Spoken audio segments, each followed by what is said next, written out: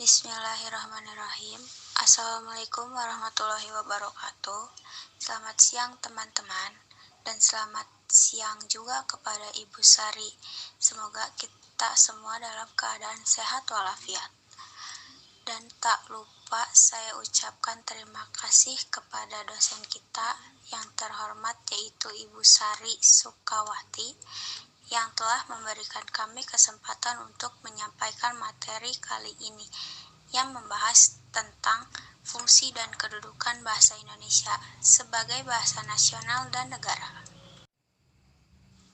Sebelum memulai pembahasan, izinkan saya untuk memperkenalkan diri dan memperkenalkan anggota kelompok saya. Perkenalkan, saya Putri Jamarani, dan anggota kelompok saya ada Anida, Anissa, Bangkit, Evita, Helmi, Hikmatus, Irwan, Novita, Raihani, Salma, Silvi, Syahdan, Vika, dan Yasinta. Langsung saja kita mulai ke pembahasan. Assalamualaikum warahmatullahi wabarakatuh. Perkenalkan, nama saya Anida. Di sini saya akan menjelaskan tentang pengertian bahasa Indonesia. Bahasa Indonesia merupakan bahasa resmi Republik Indonesia dan juga bahasa Persatuan Bangsa Indonesia yang telah diresmikan setelah dilakukannya Kongres Pemuda I yang telah dilaksanakan selama 2 hari. Bahasa Indonesia juga merupakan alat untuk berkomunikasi. Proklamasi Kemerdekaan Republik Indonesia pada tanggal 17 Agustus 1945 telah mengukuhkan kedudukan dan fungsi bahasa Indonesia secara konstitusional sebagai bahasa negara. Pada tanggal 18 Agustus 1945 telah dinyatakan kedudukannya sebagai bahasa negara, karena pada saat itu Undang-Undang Dasar 1945 telah disahkan menjadi Undang-Undang Dasar Negara Republik Indonesia. Dalam Undang-Undang Dasar 1945 disebutkan bahwa bahasa negara adalah bahasa Indonesia. Kini bahasa Indonesia dipakai oleh berbagai lapisan masyarakat, baik tingkat pusat maupun di tingkat daerah. Saya, Silvi Nadia Utami, akan menjelaskan materi tentang fungsi bahasa Indonesia sebagai bahasa nasional. Fungsi yang pertama adalah bahasa Indonesia sebagai lambang kebanggaan nasional. Yang kedua adalah bahasa Indonesia sebagai lambang identitas nasional. Yang ketiga adalah bahasa Indonesia sebagai alat pemersatu seluruh bangsa Indonesia. Dan yang terakhir adalah bahasa Indonesia sebagai alat penghubung antar budaya dan antar daerah. Fungsi bahasa Indonesia yang pertama adalah bahasa Indonesia sebagai lambang kebanggaan nasional, yang berarti bahwa bahasa Indonesia memiliki nilai-nilai sosial dan budaya luhur bangsa. Dengan memiliki nilai-nilai ini merupakan cerminan bangsa Indonesia itu sendiri.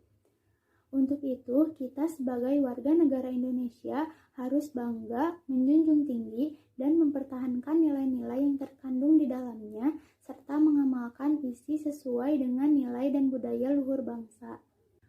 Fungsi yang kedua adalah bahasa Indonesia sebagai lambang identitas nasional, yang berarti bahwa bahasa Indonesia dapat mengetahui identitas kewarganegaraan seseorang dan dapat membedakannya dengan negara lain seperti karakter, kepribadian, dan watak seseorang sebagai bangsa Indonesia yang harus diwujudkan dan dijaga, jangan sampai kepribadian tersebut tidak tercermin di dalamnya. Fungsi yang ketiga adalah bahasa Indonesia sebagai alat pemersatu seluruh bangsa Indonesia, yang dimana masyarakat Indonesia ini mempunyai beragam latar belakang budaya dan bahasa yang berbeda-beda, tetapi dapat disatukan melalui bahasa Indonesia bersatu dalam satu kebangsaan dan mempunyai cita-cita, rasa senasib, dan sepenanggungan yang sama.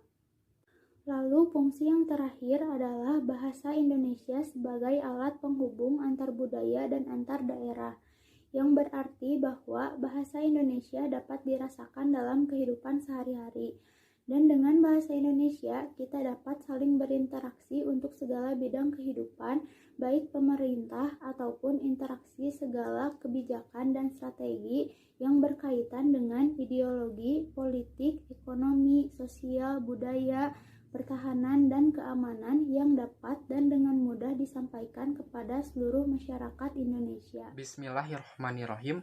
Assalamualaikum warahmatullahi wabarakatuh. Perkenalkan, nama saya Irwan Krisdiansah.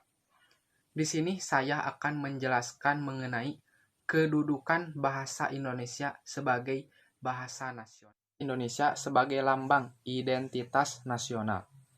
Berarti, dengan bahasa Indonesia, kita dapat mengetahui identitas kewarganegaraan seseorang. Dan juga, kita dapat membedakan antar negara. Selain itu juga, dapat dibuktikan bahwa bahasa Indonesia sebagai lambang identitas nasional dari digunakannya bahasa Indonesia dalam butir-butir Sumpah Pemuda. Yang kedua adalah bahasa Indonesia sebagai lambang kebanggaan bangsa. Mengapa di sini disebutkan bahwa lambang kebanggaan? Karena bahasa Indonesia mempunyai nilai-nilai sosial dan budaya luhur. Dan juga bahasa Indonesia berbeda dengan bahasa negara-negara lain yang terjajah, yang harus belajar dan menggunakan bahasa negara persemak. Yang ketiga adalah bahasa Indonesia sebagai alat pemersatu bangsa Indonesia. Karena Indonesia mempunyai banyak sekali perbedaan, di antaranya berbeda agama, berbeda suku, berbeda adat istiadat, berbeda ras. Oleh karena itu, kita harus mempunyai pemersatu, yaitu dengan menggunakan bahasa Indonesia. Yang keempat adalah bahasa Indonesia sebagai alat komunikasi.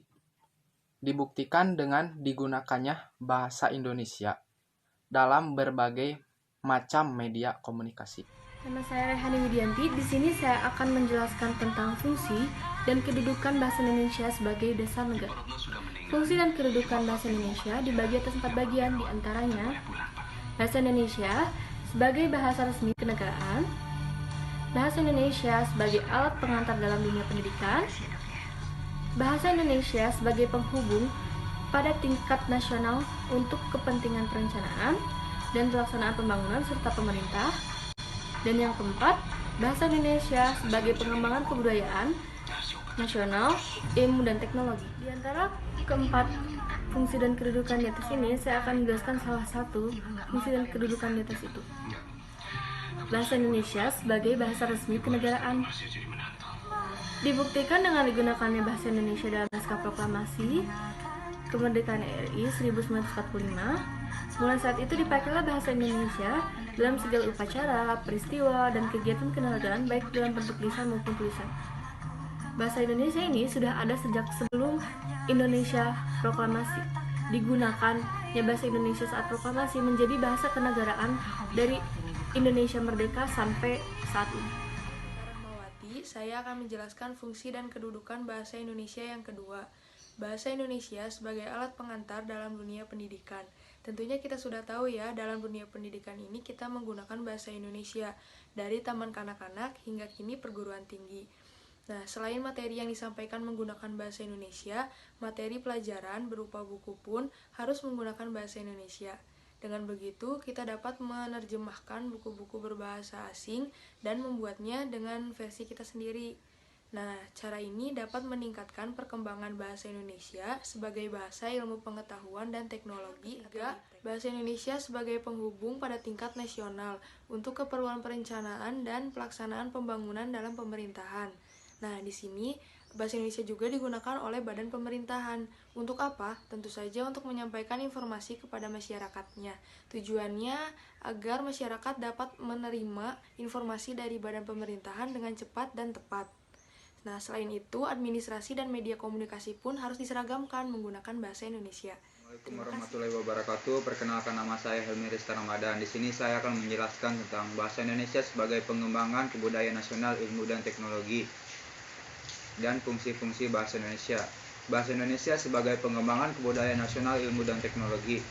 Jika suatu buku ditulis menggunakan bahasa daerahnya saja, belum tentu dimengerti oleh si pembaca. Oleh sebab itu, maka ditulislah menggunakan bahasa Indonesia agar si pembaca dapat mengerti isi dari buku tersebut.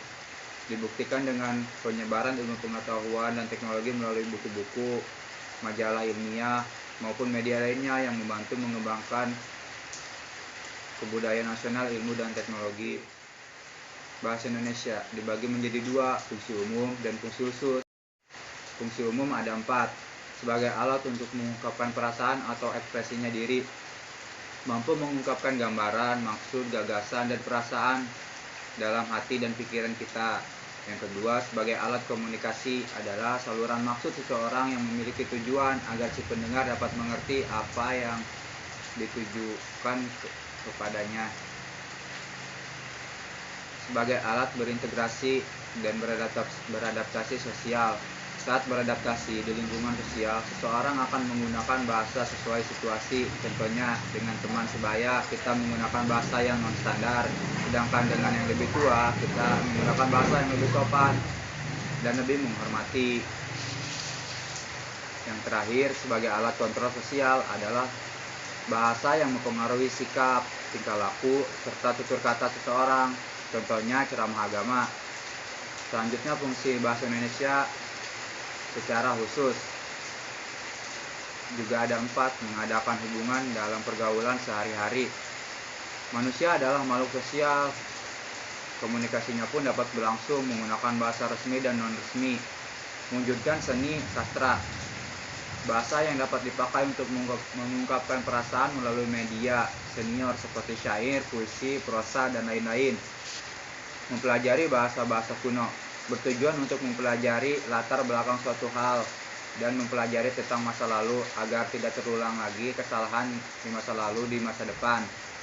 Mengeksploitasi iptek, pengetahuan yang dimiliki manusia akan didokumentasikan dan dipelajari oleh orang lain. Baiklah teman-teman, karena materi sudah tersampaikan, selanjutnya kami buka sesi pertanyaan di LMS dengan maksimal 2 orang dari setiap kelompok. Terima kasih. Wassalamualaikum warahmatullahi wabarakatuh.